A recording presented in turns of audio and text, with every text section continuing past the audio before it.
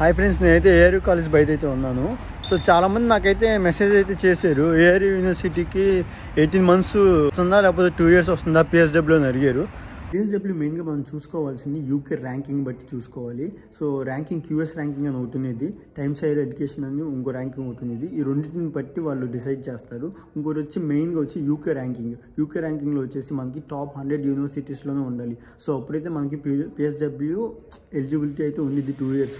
ఇదైతే ఇంకా జియో అయితే పాస్ చేయలేదు. ఇన్కేస్ పాస్ చేస్తే మాత్రం టాప్ 100లో ఉండేటట్టు చూసుకోండి. ఇప్పటికే చాలా కాలేజీలకి అయితే డిపెండెన్స్ని అయితే ఆపేసారు. సో మాస్టర్స్కి వచ్చే వాళ్ళు అది రీసెర్చ్ కానీ లేకపోతే పిహెచ్డీ చేసే వాళ్ళకి మాత్రమే ఇచ్చారు. ఇంకోటి ఏంటంటే మెయిన్గా చూసుకోవాల్సింది కొన్ని కాలేజీలు అయితే ఉన్నాయి. ఈ చాలా వరస్ట్ కాలేజీలు. ఈ బెడ్ఫోర్డ్షైర్ ఒకటి, ఈ టీసైడ్ యూనివర్సిటీ ఒకటి ఉంది. ఇప్పుడు ఈస్ట్ లండన్ దగ్గర అట్లనే తయారైంది. సో ఇలాంటి కాలేజీలు ఉన్నాయి. ఇలాంటి కాలేజీలు మాత్రం అసలు రావద్దంటే రావద్దు. సో ఫ్యూచర్కి వస్తే మీకే చాలా దెబ్బ అయిపోయింది. పిఎస్డబ్ల్యూ 18 months వచ్చింది అంతే.